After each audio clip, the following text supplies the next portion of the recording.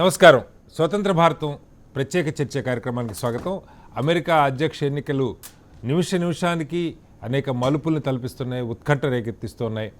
ఇప్పటికి అందిన సమాచారం ప్రకారం జో బిడెన్ 264 స్థానాల్లో స్పష్టమైన ఆధిక్యంలో ఆయన గెలిచినట్టుగా భావించాలి. అలాగే ట్రంప్ 214 స్థానాల్లో ఆయన ఎలక్టోరల్ ఓటు సాధించారు. ఇంకా జో బిడెన్ కేవలం 6 స్థానాల్లో విజయం సాధించినట్టుగైతే ఆయన వైట్ హౌస్ అధ్యక్షుడిగా, అమెరికా అధ్యక్షుడిగా కూర్చునే అవకాశం ఉన్నది. ట్రంప్ చాలా రాష్ట్రాల్లో, స్వింగ్ స్టేట్స్లో ఇప్పటికి కూడా ఆధిక్యంలో కొనసాగుతున్నారు. కేవలం జో బిడెన్ ఒక్క నెవడా రాష్ట్రంలో మాత్రమే ఆధిక్యతలో ఉన్నారు. అయితే ఎన్నికల ఫలితాలు ఒక అంశం అయితే, ఓట్లు లెక్కించవద్దన్నటువంటి వివాదం, బహుశా ప్రపంచ చరిత్రలో ఎప్పుడు కూడా ఓట్లు లెక్కించొద్దన్నటువంటి పరిస్థితి రాలేదు. ఆ విషయంలో ట్రంప్ మాట్లాడుతున్నారు. తానే గెలిచినట్టుగా ప్రకటించుకున్నటువంటి పరిస్థితి కూడా ఇప్పటిదాకా ఉన్నది. మొత్తంగా అమెరికాలో ఏం జరగబోతా ఉంది, ఒక ఉత్కంఠ పరిస్థితులు అయితే నెలకొన్నాయి. ఈ అంశం మీద ఇవాళ ప్రత్యేక చర్చను చేపట్టాం. మనతో స్టూడియోలో పాపారావు గారు, ప్రముఖ ఆర్థిక విశ్లేషకులు ఇక్కడ స్టూడియోలో ఉన్నారు. అలాగే అమెరికా నుంచి, అట్లాంటా నుంచి అనుదీప్ గారు, అలాగే వర్జీనియా నుంచి జయంత్ చెల్లా గారు, నాగరాజ్ గారు టెక్సాస్ స్టేట్ డల్లాస్ నుంచి ఉన్నారు.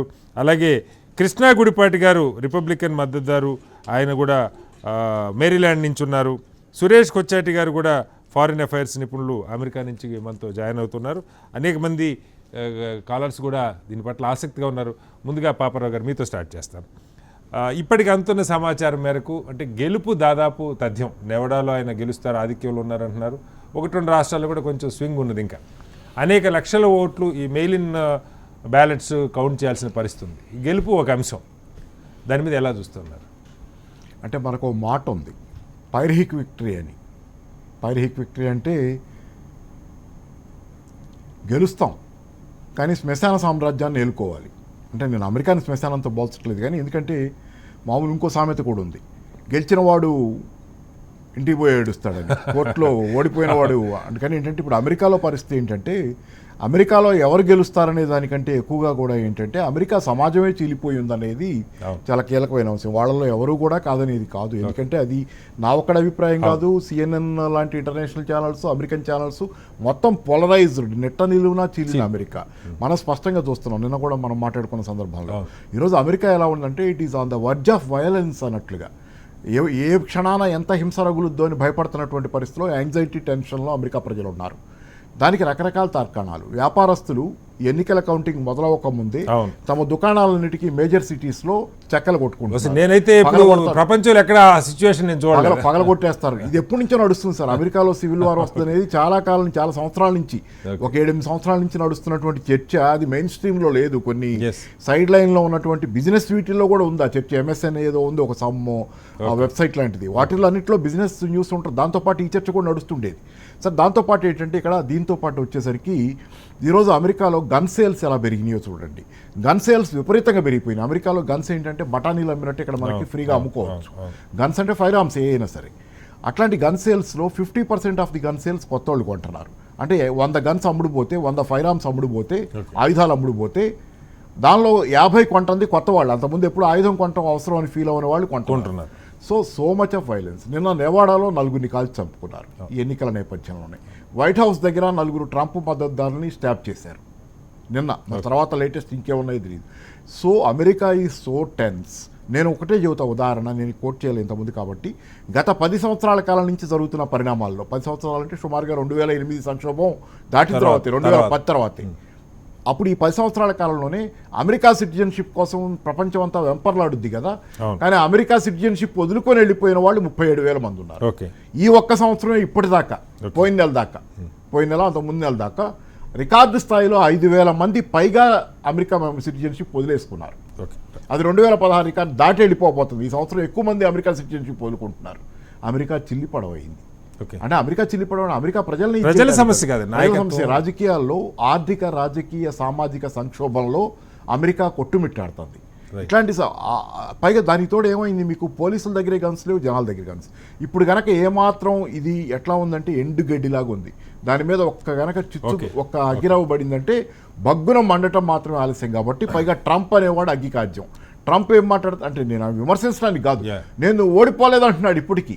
నేను ఓడిపోలేదు. మన డిబేట్ లాగానే ఇవాళ మనకు కూడా అక్కడి నుంచి రిపబ్లికన్ మద్దతుదారులు ఉన్నారు, డెమోక్రాట్ మద్దతుదారులు ఉన్నారు. వాళ్ళకంటే ముందుగా హెచ్ఎంటీవీ అమెరికా నుంచి రిపోర్ట్ చేస్తున్నటువంటి హెచ్ఎంటీవీ సీనియర్ రిపోర్ట్ రాజశేఖర్ గారు ఉన్నారు. ఒకసారి రాజశేఖర్ గారు చెప్పండి. అంటే ఓవరాల్గా ఇప్పుడు పాపారావు గారు కోట్ చేశారంటే లా అండ్ ఆర్డర్ సమస్య మనకి ఎన్నికలు జరిగిన తర్వాత ఎన్ని వేల కోట్లు ఖర్చు పెట్టినా చాలా స్మూత్ ట్రాన్సాక్షన్ ఉంటుంది ఇండియాలో. అధికారం హుందాగా అంగీకరిస్తారు, ప్రజల తీర్పుని శిరసావహిస్తూనే ఉంటారు, గౌరవిస్తూనే ఉంటారు. కొన్ని చిన్న చిన్నవి చెప్తారు, ఈవీఎంల సమస్యను మరొకటను, కొన్ని సందర్భాల్లో డబ్బు ప్రభావం ఎక్కువ ఉందని ఇలా కామెంట్ చేస్తారు తప్ప మేము దీన్ని అంగీకరించం, అసలు ఓట్లు లెక్కేయొద్దు అన్న పరిస్థితి గతంలో ఎప్పుడూ లేదు. మన దగ్గర అయితే లేదు ఖచ్చితంగా. దీన్ని అంటే అసలు అమెరికాలో అలాగే లా అండ్ ఆర్డర్ మనకి ఎన్నికలు అవుతుంటే నార్మల్గానే ఉంటుంది, ఒక పండగలాగా జనం అంతా టీవీల్లో కూర్చొని చూస్తూ ఉంటారు ఏం జరుగుతుందని. భయపడి షాపులు మూసేసుకునే పరిస్థితి లేదు. రాజశేఖర్ గారు చెప్పండి. ఓఐసి ఎస్, మొట్టమొదటి మీ దగ్గరికే వస్తాను. కృష్ణా గుడిపాటి గారు మీరంతా కూడా ఈ సమాజం నుంచి వెళ్ళిన వాళ్ళు ఏం చెప్తారు? అక్కడ జరుగుతున్న పరిస్థితులు కారణాలు ఏమై ఉండొచ్చు, మనం ఏ పార్టీని సపోర్ట్ చేసినా కూడా చెప్పండి.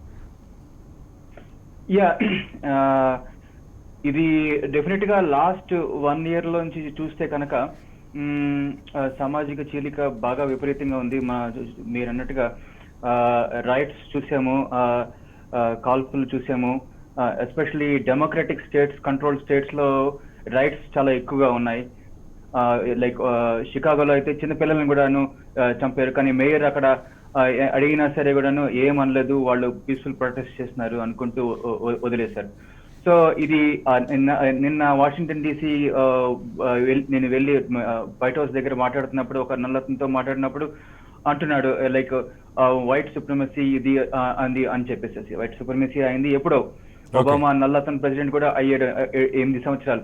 అయినా సరే ఇప్పటికి కూడాను అది మళ్ళీ రేకెత్తిస్తున్నారు. అంటే అర్థం ఏంటి? ఇది బేసికలీ ఓట్ల కోసం ఈ చీలికని రేకెత్తిస్తున్నారు.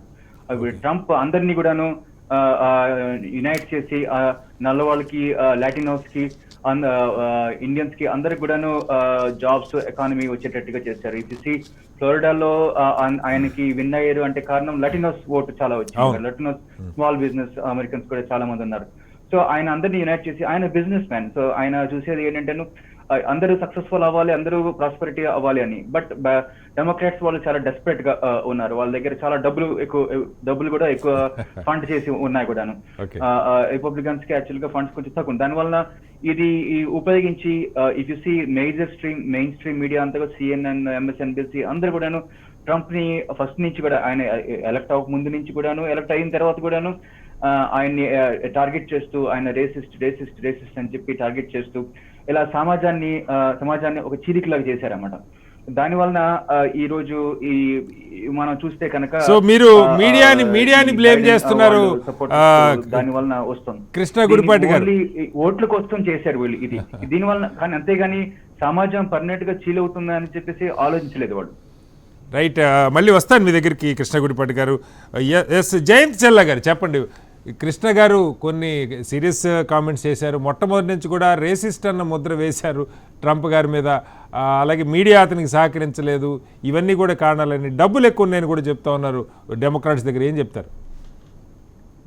పాపారావు గారు, అందరికీ టీవీ ప్రేక్షకులకు అందరికీ నమస్కారం అండి. నేను జయంత్ చెల్లా, వర్జీనియా నుంచి మాట్లాడుతున్నాను.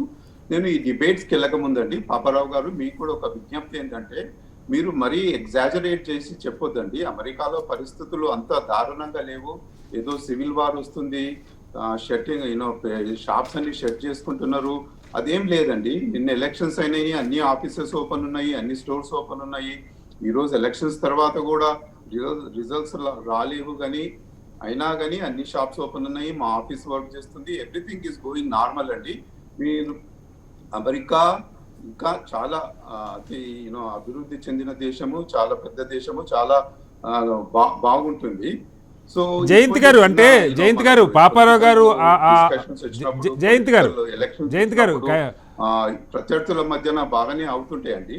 ఓకే. సో నేను మీరు అన్న ప్రశ్నలకు ఏంటంటే డెమోక్రాట్స్ అండ్ రిపబ్లికన్స్ కు మధ్యన ఏమున్నదంటే ఈ రేసిజం మీద యూనో ట్రంప్ వచ్చిన తర్వాత అండి ఫ్యూ థింగ్స్ చాలా ఎక్కువైనాయి. ఫస్ట్ ఆఫ్ ఆల్ ఏంటంటే రేసిజం తోటి ట్రంప్ చాలా దారుణంగా ఒకరి గురించి మాట్లాడినప్పుడు యూనో ఏదర్ బ్లాక్ అమెరికన్స్ గురించే కానీ ఇక్కడ ఆఫ్రికన్ అమెరికన్స్ అంటాము, ఆఫ్రికన్ అమెరికన్స్ గురించే కానీ హిస్పానిక్స్ గురించే కానీ ఎవరితోటైనా వాళ్ళను ఉద్దేశించి మాట్లాడేటప్పుడు దారుణంగా వాళ్ళను సరిగా మాట్లాడకుండా చాలా రేసిజం ఎక్కువైందండి ఈ కంట్రీలో.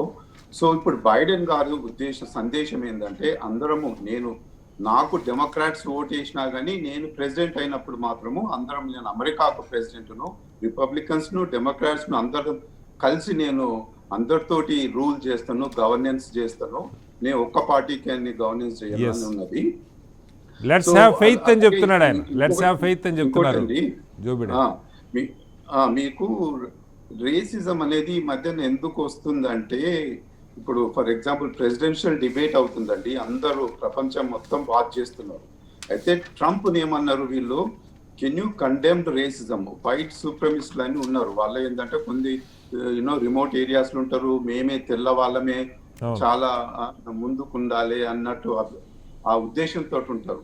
అయితే ఆ పొలిటికల్ డిబేట్ లో ట్రంప్ అన్నారు, can you condemn white supremacist in front of everybody, in front of the world, can you మీరు కండెమ్ చేయగలుగుతారా అంటే హీ కుడ్ నాట్ కండెమ్డ్ అండి. వాళ్ళని ఏమన్నారు, స్టే బ్యాక్, అంటే నేను చెప్పే వరకు మీరు వెనకాలకు ఉండండి అని అటువంటి యూనో ఆదేశాలు ఇచ్చారు. So things are not going, అంటే అంత రేసిజం తోటి లాస్ట్ 4 years లో చాలా చెడిపోయింది రేసిజం తోటి. బట్ స్టిల్ ఇప్పుడు ఏంటంటే మన ఎలక్షన్స్ లో కరెంట్ ఎలక్షన్స్ స్టాటస్ చూస్తే ఏంటండి, మనకి ఇక్కడ అమెరికాలో ఎలక్టోరల్ కాలేజెస్ అని ఉంటాయండి. ప్రతి స్టేట్ కు కొన్ని ఎలక్టోరల్ కాలేజ్ వాళ్ళ జనాభాను బట్టి వాళ్ళకున్న కాంగ్రెషనల్ మెంబర్స్ బట్టి వాళ్ళకి ఎలక్టోరల్ కాలేజ్ అని ఉంటుంది. సో ఇప్పుడు బైడెన్ కు ఇంకో 6 ఎలక్టోరల్ కాలేజెస్, అంటే బైడెన్ నెవాడా స్టేట్ గెలిస్తే అతనికి 6 ఎలక్టోరల్ కాలేజెస్ వచ్చి టోటల్ ఆఫ్ 270 ఎలక్టోరల్ కాలేజెస్ రావాలండి ప్రెసిడెంట్ గెలవాలంటే. So he's at the verge of getting 270 electoral colleges. మీరు కొన్ని అబ్జర్వేషన్స్ చేశారు, ఏంటంటే కౌంటింగ్ స్టాప్ చేయాలి, ఆ తర్వాత కోర్ట్ లీగల్ కేసెస్కి వెళ్తామని ట్రంప్ ఏదో చెప్తున్నాడండి. అటువంటివి ఎవరు పట్టించుకోరు. అతను ఓన్ రిపబ్లికన్ పార్టీ ఈరోజు మిచ్ మెకానల్ సెనెట్ మెజారిటీ లీడర్ ఏమన్నాడంటే, ఎవరు ఎలక్షన్స్ ఓట్స్ అన్ని కౌంట్ కాకముందే మేమే గెలిచినామని చెప్పడం తప్పు, అలా చెప్పొద్దు అని అంటుండ్రు. సో ఈవెన్ ఇఫ్ ట్రంప్ కు నా ఏదన్నా ఉద్దేశంతో నేను లీగల్కి వెళ్తామంటే లీగల్కి వెళ్ళినా కానీ అక్కడ వచ్చేది ఏం లేదండి. ఓట్స్ ఎవరు స్టాప్ చేయలేరు. ఈ ఓటింగ్ కౌంటింగ్ అంతా స్టేట్ ఎలక్టోరల్ బోర్డ్ పైన ఉంటుంది. వాళ్ళు చాలా అంత ట్రాన్స్పరెంట్ గా ఓట్స్ కౌంట్ చేస్తున్నారు. సో నాకు పూర్తి నమ్మకం ఉందండి, Joe Biden will be the next president of the United States. Okay Jayant గారు, మళ్ళీ వస్తాను మీ దగ్గరికి. యునైటెడ్, అందరు కలిసి ఉంటారు, కంట్రీ విల్ బి హీల్డ్. ప్రపంచంలో కూడా అమెరికా దేశానికి ముందు ఉన్నంత ఏమంటారంటే ముందున్నంత రెస్పెక్ట్ మళ్ళీ వస్తుంది. So we would continue to develop and continue to do well. Right Jayant గారు, మళ్ళీ వస్తాను మీ దగ్గరికి. ఎస్ నాగరాజ్ గారు, నాగరాజ్ గారు చెప్పండి, మీరు ఒక నాన్ అఫిలియేటెడ్ సిటిజన్ ఆఫ్ అమెరికాగా ఉన్నారు, చాలా దశాబ్దాలుగా అక్కడ పరిస్థితులు చూస్తూ ఉన్నారు. అమెరికా ప్రతిష్ట ఈ 4 సంవత్సరాల్లో చాలామంది చెప్తున్నది ట్రంప్ గారి మాటలు కావచ్చు, రేసిజం గురించి కావచ్చు, శాస్త్ర సాంకేతిక పరిజ్ఞానానికి సంబంధించి ఆయన చేస్తున్న ప్రకటనలు కావచ్చు.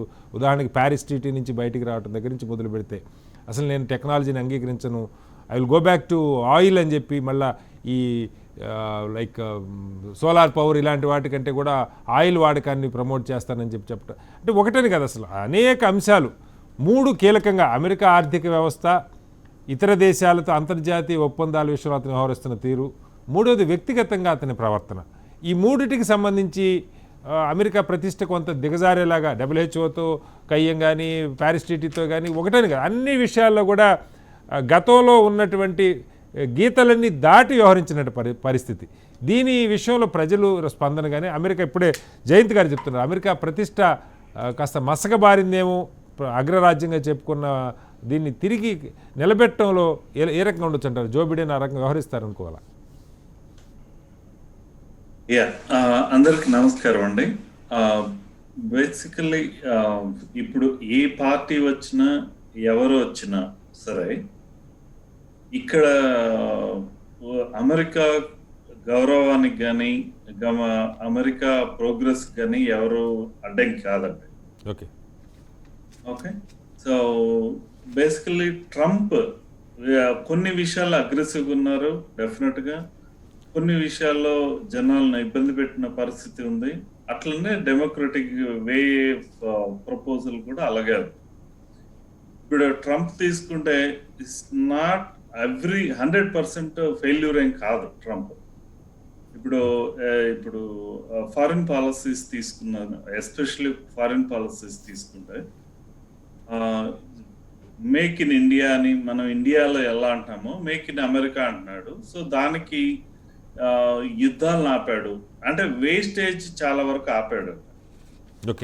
అంటే ఇరాన్, ఆఫ్ఘనిస్తాన్ ఇక్కడ ఎక్కడైతే వాళ్ళ ఎక్స్ట్రా ఫండింగ్ అది చేస్తున్నారు అది డెఫినెట్ గా ఎక్కడైతే మనీ వేస్ట్ అవుతుందో అక్కడ ఆపేసి ఎక్కడ మనీ పోతుందో అనే దాని మీద చైనా వీటి మీద దృష్టి పెట్టి బ్యాలెన్స్ చేయడానికి ట్రై చేస్తున్నాడు.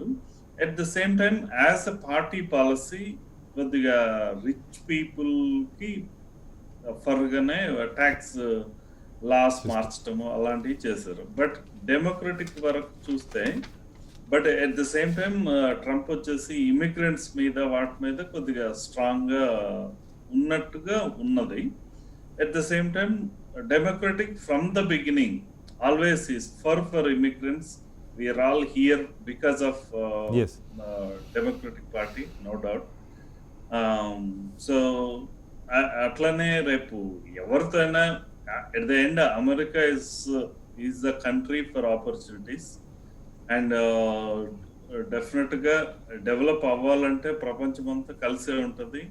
అది is all political ambitions and political నేను గెలవాలనే పట్టుదల తప్ప అక్కడ ఎవరి మీద ఎవరికి రేసిజం కానీ ఇది కానీ అవన్నీ టెంపరరీ ఇష్యూస్. ఎస్ నాగరాజ్ గారు, ఒక ప్రశ్న మిమ్మల్ని. ఈ పోస్టల్ ఓటింగ్ సంబంధించి మొట్టమొదటి నుంచి కూడా ట్రంప్ గారు చాలా అభ్యంతరాలు వ్యక్తం చేస్తూ ఉన్నారు. అక్కడ 3 పద్ధతుల్లో ఓటేస్తున్నారు. ఎర్లీ ఓటింగ్, పోలింగ్ డేట్ కంటే ముందు పోలింగ్ బూత్కి వెళ్ళి ఓటేసే విధానం ఒకటి ఉన్నది, పోలింగ్ రోజు ఓటేసే విధానం ఒకటి ఉన్నది. ఇవి రెండూ కాకుండా పోస్ట్ ద్వారా వాళ్ళ ఓటు ఉపయోగించుకునే అవకాశం ఉన్నది. దాని మీద స్పష్టంగా అమెరికా సమాజం చెప్తున్నది, అమెరికా లాస్ చెప్తూ ఉన్నాయి. 3వ తారీఖు స్టాంప్ ఉంటే, నవంబర్ 3వ తారీఖు స్టాంపుతో కనుక ఆ ఓటు ఉంటే దాన్ని పరిగణలోకి తీసుకోవాలని. బట్ ఆయన వాటిని కన్సిడర్ చేయొద్దు అంటున్నారు. అసలు ఆ ఓట్లు లెక్కేయడానికి వీళ్ళది సుప్రీంకోర్టు కూడా వెళ్తా అంటున్నారు. అది తప్పండి. ఇప్పుడు ఒక లా వచ్చింది, అది స్టేట్ లాని బట్టి ఉంటుంది. Every state has its own law. Okay, November 3rd evening 7 p.m. or 7:30 p.m. is the end time. Okay. So you need to follow that law. Based on that law, Trump వచ్చేసి I think Michigan లో ఎక్కడో senate లో ఇది కోర్టులో case కూడా file చేస్తున్నారు. But again whatever the law, it goes by law. ఏమైనా మాట్లాడొచ్చు, వస్తున్నానండి, ట్రంప్ ఏమైనా మాట్లాడొచ్చు, but it doesn't matter, right? So law ప్రకారం ఆ పర్టికులర్ స్టేట్ లో ఏది ఇంప్లాయ్ అవుతుందో ప్రాబబ్లీ అదే కన్సిడర్ చేస్తారు తప్ప మనం కేసు వేసుకోవచ్చు లేకపోతే పిల్ వేసి చేయొచ్చు, but court will go with the law, right? Okay, మళ్ళీ వస్తాను నాగరాజు గారు మీ దగ్గరికి. సురేష్ కొచ్చాటి గారు, దీని విషయమే అంటే సుప్రీంకోర్టును అప్రోచ్ అవుతానంటున్నారు. ఇప్పుడు నాగరాజు గారు చెప్పారు స్టేట్ లా సపరేట్గా ఉన్నాయి, ఆయా రాష్ట్రాలలో ఒక్కొక్క రాష్ట్రంలో ఒక్కొక్క విధానం అమలు అవుతుంది, ఎప్పటి నుంచో ఆ పద్ధతి ఉంది. గతంలో ఒక 20 సంవత్సరాల క్రితం జరిగిన ఎన్నికల్లో కూడా సుప్రీంకోర్టు ఇంటర్వ్యూన్ అయింది అక్కడ అని చెప్తున్నారు. ఆయా రాష్ట్రాలకు ఉన్నటువంటి హక్కులు, ఆయా రాష్ట్రాల్లో ఉన్నటువంటి విధానంలో ఇప్పుడు కూడా ట్రంప్ సుప్రీంకోర్టును అప్రోచ్ అవుతారంటున్నారు. నిజంగా సుప్రీంకోర్టు, యుఎస్ సుప్రీంకోర్టు ఆయా రాష్ట్రాల నిర్ణయాలలో వేలు పెట్టే అవకాశం కానీ అధికారం కానీ ఉందా? లేదండి, ఎక్కువ ఉండదు. ఎందుకంటే యుఎస్ సుప్రీం కోర్ట్ మీరు ఆల్గోర్ ఎలక్షన్ చూడండి. అప్పుడు ఆల్గోర్ గారు యాక్చువల్లీ టెక్నికలీ ఆయన ఎలక్షన్ గెలిచారు, కానీ ఆయన క్రూషల్ ఫ్లోరిడా స్టేట్ లో ఆ టైంలో ఒక బ్యాలెట్ పంచింగ్ కరెక్ట్ కాదని చెప్పేసి చాలా డిస్ప్యూట్ నడుస్తుంది. కానీ ట్రంప్ ఈవెన్ దో ఇండియాకి is kind of friend of India, మనం చూడాల్సింది అంటే మెయిన్ గా ఇక్కడ ఈ అమెరికన్ ఎలక్షన్ లో at the end of the day A American president కానీ డెమోక్రటిక్ కానీ రిపబ్లికన్ కానివ్వండి, వాళ్ళు వాళ్ళ కంట్రీని చూసుకుంటారండి. మన ఎంత కానీ ఇక్కడ పడ్డా కానీ ఇండియాలో పడ్డా కానీ వాళ్ళు వాళ్ళ ఎలక్షన్ లో వాళ్ళ కంట్రీ గురించి పట్టుకుంటారు. సో మెయిన్లీ మనం చూడాల్సింది ఏంటంటే మనతోని ఏ సంబంధం పెట్టుకుంటారు మీరు, అక్కడే కొంచెం వరింగ్ ఫ్యాక్టర్ వస్తుంది. ఎందుకంటే ట్రంప్ గారు చాలా క్లియర్ ఉన్నారు, ఆయన నరేంద్ర మోదీతో మంచి వర్కింగ్ రిలేషన్షిప్ ఎస్టాబ్లిష్ చేసుకున్నారు. కానీ స్పెసిఫిక్ గా బైడెన్ ఎక్కడ వస్తుందంటే బైడెన్ సపోర్టర్స్ కొంతమంది పాకిస్తానీ కశ్మీరీస్ ఉన్నారు, పాకిస్తానీస్ ఉన్నారు, చాలా మంది డొనేట్ చేశారు ఆయనకి. మనం కూడా ఆయన ఒక లిస్ట్ రిలీజ్ చేశారు, $100,000 ఎవరు ఇచ్చారు. ఆ లిస్ట్ లో చాలా మంది పాకిస్తానీస్ ఉన్నారు and they are dead against India. Previously కూడా ఒక 6 నెలల సంవత్సరం ముందు కూడా బైడెన్ గారు కొన్ని స్టేట్మెంట్స్ చేశారు కాశ్మీర్ గురించి.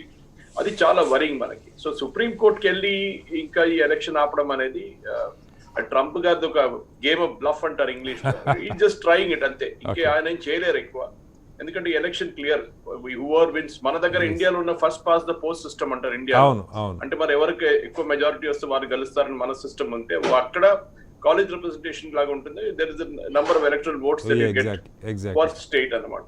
ఇంకొక స్టేట్ లైక్ మెయిన్ లాంటి స్టేట్ తీసుకుంటే అక్కడ 3 పొజిషన్స్ ఏమో బైడెన్ కి వెళ్తుంది, ఒకటి ట్రంప్ గారికి వెళ్తుంది. So that is the difference అన్నమాట. మన ఎలక్టరల్ సిస్టమ్ లో ఎలక్టరల్ ఛాలెంజ్ చేయడం. సురేష్ గారు మీరు మంచి పాయింట్ రైజ్ చేశారు. ఎన్నికల విధానం ఒక పార్ట్, అధ్యక్షుడు ఒకవేళ జో బిడెన్ అయినప్పటికీ కూడా what about lower house and upper house? అక్కడ వాటిల్లో కూడా చాలా నెక్ టు నెక్ ఉన్న పరిస్థితి ఉన్నది. అప్పర్ హౌస్లో మనం చూస్తే ఇద్దరికి 47 ఎడ్జి కనపడుతున్నది. అలాగే లోయర్ హౌస్లో ఉన్న ఇంకా తేలవలసిన ఫలితాలు కొన్ని ఉన్నాయి. కీలకమైన అంశాలు, విదేశీ ఒప్పందాలు కావచ్చు, పర్యావరణానికి సంబంధించిన నిర్ణయాలు కావచ్చు, అలాగే ఒబామా కేర్ లాంటి హెల్త్ పాలసీస్ కావచ్చు. ఇప్పటికీ అమెరికాలో మంచి హెల్త్ పాలసీ లేదన్నది ప్రపంచం అంతా చెప్తున్నటువంటి పరిస్థితి. నిజంగా యూకేలో ఉన్న లాంటి నేషనల్ హెల్త్ స్కీమ్ లాంటివి లేవు, అందరికీ ఆరోగ్యం అందట్లేదు, ఖరీదైనటువంటిది అమెరికాలో ఆరోగ్యం అని చెప్తున్నారు. నిజంగా ఇలాంటి కీలక నిర్ణయాలు రేపు పొద్దున జో బిడెన్ తీసుకోవాలన్నా కూడా అతనికి లోయర్ హౌస్ అండ్ అప్పర్ హౌస్లో సపోర్ట్ వచ్చే అవకాశం ఉందా? ఇది అమెరికాలో యూజువల్ ఇది అవుతుందండి. ప్రెసిడెంట్ ఒక పార్టీ నుంచి వస్తారు, మెజారిటీ ఇంకో పార్టీ దగ్గర. కానీ ఈ ఎలక్షన్ ఇంకా మీరు చెప్పినట్టు ఇంకా డిసైడ్ కాలేదు. లోవర్ హౌస్ లో అయితే లుక్స్ లైక్ డెమోక్రటిక్ మెజారిటీ వస్తున్నట్టు, ఒక 5-6 సీట్లు ఎక్కువ వస్తుంది. కానీ అప్పుడు కూడా మెజారిటీ ఉండి కూడా చాలా మటుకు చూస్తుంటారు మీరు, పాస్ట్ కూడా ప్రెసిడెంట్ అపోజ్ చేస్తారు వాళ్ళ పార్టీలో. వాళ్ళు అంటారు మేము will not agree to this president's policies అని క్లియర్ గా చెప్తారు వాళ్ళు. సో మనం చూడాల్సింది ఏంటంటే వాళ్ళ ఎలక్షన్ లో మీరు హెల్త్ కేర్ ఒక ఎగ్జాంపుల్ తీసుకున్నారు. అమెరికాలో almost America spends about 16% of GDP on health care. మన దగ్గర ఇండియాలో మనం 1%, 2% లేదండి మన దగ్గర. సో దట్ ఇస్ మన హెల్త్ కేర్ సిస్టమ్ ఇట్లా ఉంది, మనం ప్రైవేట్ సెక్టర్ మీద డిపెండ్ అయింది. అమెరికాలో ఇన్సూరెన్స్ బిగ్ సబ్జెక్ట్. మీకు హెల్త్ కేర్ లేకుంటే, ఇన్సూరెన్స్ లేకుంటే you will literally go bankrupt. So American health care system మీరు చూసుంటారు. ఈ పాండమిక్ వచ్చినప్పుడు కూడా అమెరికాలో starting point April 1st week లో వాళ్ళ దగ్గర వెంటిలేటర్స్ లేకుంటే, ఇంత అడ్వాన్స్డ్ గా ఉన్న ఒక కంట్రీ స్పేస్ షటిల్ తయారు చేస్తారు, మిసైల్స్ తయారు చేస్తారు, కానీ వాళ్ళ దగ్గర వెంటిలేటర్స్ లేదన్నమాట. ఇది ఒక పెద్ద సమస్య జరిగినప్పుడు. కానీ దెన్ దే రికవర్డ్, వాళ్ళు ఎక్కువ ఆర్డర్ చేసి. కానీ ఒక్కొక్క వెంటిలేటర్ కి మన దగ్గర అదే కాస్ట్ ఇండియాలో 10 వెంటిలేటర్ మీకు ఎక్కడ దొరకచ్చు. కానీ మనం చూడాల్సింది ఏంటంటే మీరు చెప్పినట్టుగా స్పెసిఫిక్ హౌస్ మెజారిటీ ఎవరికి ఉంటుందో, రిపబ్లికన్ డెమోక్రాట్స్, అది చూడాల్సింది మనం. కానీ మోస్ట్ ఆఫ్ ఏమవుతుందంటే అమెరికన్ లో కూడా ఒక బైపార్టిసన్షిప్ ఉంటుంది. They usually agree to the national policies, specific policies. Trump కి అన్నిటికంటే పెద్ద ప్రాబ్లం ట్రంప్ తో ఏముందంటే he was a businessman, he is still a businessman. ఆయన he talks like a businessman, acts like a businessman. ఆయన దగ్గర ఉన్న పెద్ద ప్రాబ్లం అదే అన్నమాట. ఈవెన్ మీడియాతో మాట్లాడుతున్నప్పుడు కూడా మీడియాని నోట్కి వచ్చినట్టు తిట్టేస్తాడు, ఎందుకంటే he is used to it. He is not a politician. అది correct. Okay, right. Suresh garu మళ్ళీ మీ దగ్గరికి వస్తాను. అనుదీప్ గారు ఒకసారి ఏంటి H1B ఎప్పటి నుంచో చాలా ఏమంటారు బిక్కుబిక్కుమంటా ఉన్నటువంటి పరిస్థితి H1B మీద ఉన్న వాళ్ళు మళ్ళీ రెన్యూవల్ అవుతాయా లేదా స్టాంపింగ్ అవుతుందా లేదన్న పరిస్థితి. కాస్త రిలాక్స్డ్గా ఫీల్ అవుతున్నారా? ఇమిగ్రెంట్స్కి సంబంధించి కానీ ఈ వలసదారులకు సంబంధించి కానీ పెద్ద ఇబ్బంది ఉండకపోవచ్చు అన్నదా? ఏంటి మీ స్పందన ఎలా ఉంది అనుదీప్ గారు? నమస్తే అండి. అంటే ఇప్పుడు కరెంట్ ట్రెండ్ చూస్తే మనకి ఓన్లీ ఒక 6 ఎలక్టోరల్ ఓట్స్ బైడెన్ కి వస్తే ఈజీ విన్ అవుతుంది. సో ఇట్స్ ఎప్పుడు ఒక అడ్వాంటేజ్ అండి. డెమోక్రాట్స్ రూలింగ్ లో ఉంటే ఇమిగ్రెంట్స్ కి ఆల్వేస్ అడ్వాంటేజ్, బికాస్ వాళ్ళు లైక్ ఇమిగ్రెంట్స్ కి ఆల్వేస్ కన్వీనియంట్ గా ఉంటారు. సో ఇప్పుడు ట్రంప్ వచ్చాక మనకి H1Bలో చాలా రూల్స్ చేంజ్ అయ్యాయి. మనకి ఎక్కువ ఈ మధ్య చూసుకుంటే మనకి ఎక్కువ RFEs వస్తున్నాయి, ఎక్స్టెన్షన్స్ కానీ అమెండ్మెంట్స్ కానీ everything it has become very tough for immigrants అండి. సో డెమోక్రాట్స్ అయితే డెఫినెట్లీ H1Bs కి అడ్వాంటేజ్ ఉంటుంది అని మేము ఎక్స్పెక్ట్ చేస్తున్నాము. Let's see how it goes. Current అయితే హోప్ఫుల్లీ డెమోక్రాట్స్ విన్ అయ్యే ఛాన్సెస్ ఎక్కువ కనిపిస్తున్నాయి. సో చాలా కాలం నుంచి ఈ మానసిక వ్యధ H1B మీద ఉన్న వాళ్ళకి, సెకండ్ టైము 6 years కంప్లీట్ అయ్యే టెన్యూర్లో ఉన్న వాళ్ళకి కానీ, వాళ్ళకి గ్రీన్ కార్డు కొంతమంది చెబుతున్నారు 100 సంవత్సరాలు పట్టొచ్చు క్యూలో ఉన్నామని చెప్పి, కొంతమేరకు రిలాక్స్ అయ్యేటువంటి పరిస్థితి. అలాగే ఈ గతంలో ఉన్నటువంటి ఇంక్లూజివ్ అప్రోచ్ ఈ మధ్యకాలంలో కాస్త పోలరైజేషన్ పెరిగింది అన్న దాని నుంచి ఏమైనా బయటపడే అవకాశం ఉందా? గ్రీన్ కార్డ్ విషయం వచ్చేసరికి అండి, ఈ మధ్య నేను రీసెంట్లీ ఒక ఆర్టికల్ చదివాను. ప్రెసెంట్ ఉన్న అప్లికెంట్స్ అందరికి గ్రీన్ కార్డ్ రావాలి అంటే 150 సంవత్సరాలు పడుతుంది. ఎగ్జాక్ట్లీ. సో టెక్నికల్లీ మీరు చూస్తే ఐదర్ డెమోక్రాట్స్ వచ్చినా రిపబ్లికన్స్ వచ్చినా మనకి గ్రీన్ కార్డ్ అనేది రావడం అనేది అంత ఈజీ ప్రాసెస్ కాదండి. ఎందుకంటే హ్యూజ్ కాంపిటీషన్ ఉంది మనకి గ్రీన్ కార్డ్ అప్లికెంట్స్. సో ఎవరు వచ్చినా పెద్ద డిఫరెన్స్ అయితే కనిపించదు గ్రీన్ కార్డ్ విషయంలో. బట్ డెఫినెట్లీ అట్లీస్ట్ ఇప్పుడున్న కరెంట్ రూల్స్ ప్రకారం అట్లీస్ట్ డెమోక్రాట్స్ గెలిస్తే అట్లీస్ట్ ఒక H1Bs కన్నా ఒక చిన్న హోప్ ఉంటుంది. ఓకే, అట్లీస్ట్ ఈ 6 years అయినా సేఫ్ గా యుఎస్ లో జాబ్ చేసుకోవచ్చు అనే చిన్న హోప్ అని అయితే డెఫినెట్లీ వస్తుందండి డెమోక్రాట్స్ గెలిస్తే. గ్రీన్ కార్డ్ అనేది మాత్రం ఏ పార్టీ వచ్చినా పెద్ద అడ్వాంటేజ్ అయితే ఉండదు అనిపిస్తుంది. ఖచ్చితంగా మీలాంటి వాళ్ళు అమెరికా ఆర్థిక వ్యవస్థకి ఊతమిస్తున్నటువంటి పరిస్థితి. తక్కువకి పనిచేస్తారు భారతీయులు, అమెరికా ఆర్థిక వ్యవస్థ పెరగటానికి ఉపయోగపడతారు అన్నది చాలామంది ఎప్పటి నుంచో చెప్పేటువంటి పరిస్థితి. పాపారావు గారు, ఒక కీలకమైన అంశం, ప్రధానంగా ట్రంప్ గారి ఆరోపణలుగా వెనుకున్నటువంటి మర్మం చాలామంది చెప్తుంది. రేపొద్దున ఆయన అధ్యక్ష పదవి నుంచి దిగిపోతే ఇప్పటికే ఇన్స్టిట్యూట్స్ని చాలా వరకు కొలాప్స్ చేశాడు, అమెరికాలో ఒత్తిడికి గురి చేస్తూ ఉన్నాడు. ఈయన కుమారుడి మీద బోల్డని కేసులు ఉన్నాయి, ఆల్రెడీ అటార్నీ లెవెల్లో ఎంక్వైరీస్ కూడా అవుతున్నాయి, డిస్ట్రిక్ట్ అటార్నీ లెవెల్లో అని చెప్పి. ఆ భయం కూడా ఇప్పటికీ ఆయన ట్యాక్స్ పే చేయట్లేదు, I don't like to pay tax అని అంటూ ఉన్నారు, ఆ రిటర్న్స్ డిస్క్లోజ్ చేయట్లేదు, ఇవన్నీ కూడా ఆరోపణలు ఉన్నాయి. బహుశా ఇవేమన్నా కారణం? నేను అంగీకరించలేదు, ఆయన చాలా సందర్భాల్లో బహిరంగ చెప్పాడు, I'm not going to accept this result అని చెప్పి. అంటే ఇది ఇంకా ముందు కూడా కొనసాగే పరిస్థితుందా? అంటే ఈ పెడధోరణి, చాలా హుందాగా వ్యవహరించాల్సిన అత్యున్నత స్థానంలో ఉన్న వాళ్ళ ఈ పెడధోరణి రాజకీయాలను ఏ మేరకు ప్రభావితం చేస్తుంది అనుకోవాలి? అంటే నిన్న ఆయన అన్నాడు కదా, ఏమన్నారంటే a fraud is being perpetrated on the nation అన్నాడు. దేశాన్ని మోసం చేస్తున్నారు, దగా చేస్తున్నారు డెమోక్రాట్లు అని. అంటే ఎన్నికలు మోసం అని చూస్తున్నాడు ఆయన. అంటే ఆయన మొన్నటిదాకా ఆ మాట లేదు, ఎన్నికల కౌంటింగ్ మొదలైన తర్వాత కొత్తగా వచ్చిన మాట. బిడెన్ కానీ ట్రంప్ కానీ ఎన్నికల్లో అక్రమాలు జరిగినాయి అని చెప్పి మొన్నటిదాకా మాట్లాడాల. పైగా పోస్టల్ చీఫ్ ఏదైతే పోస్టల్ బ్యాలెట్ ఈరోజు చాలా పెద్ద ఎత్తున జరిగింది, అక్కడ 60% ఓట్లు పోస్టల్ బ్యాలెట్ పడ్డాయి. Postal chief is a pro Trump man అనేది, ట్రంప్కి అనుకూలమైన వ్యక్తి అనే మాట. అతను డిలే చేస్తాడు పోస్టల్ ఓట్లు డెలివరీని, కౌంటింగ్ డేకి చేరకుండా చేస్తాడనే వివాదాలు కూడా వచ్చినాయి. అందుకని ఓవరాల్ ఏంటంటే ట్రంప్ అనే వ్యక్తి ఈరోజు, ఇందాక పెద్దలు ఒకళ్ళు చెప్పారు, he's basically a businessman. That ఒక ఫ్యామిలీ పరిపాలన లాగా మార్చాడు. అమెరికా గవర్నమెంట్ లో ఎప్పుడు ఫ్యామిలీ పరిపాలన లేదు. మహా అయితే ఎలా ఉండేదంటే వైఫ్ ని తీసుకెళ్ళటం, ఫస్ట్ లేడీ అనే ప్రాజెక్ట్ ఒకటి తప్పితే అంతకు మించి కుటుంబానికి లేదు. ఇది ఫస్ట్ టైం హీస్. అది జనరల్ గా 2 కారణాలతో జరగదు. ఒకటి ఏంటంటే నమ్మదగ్గ మనుషులు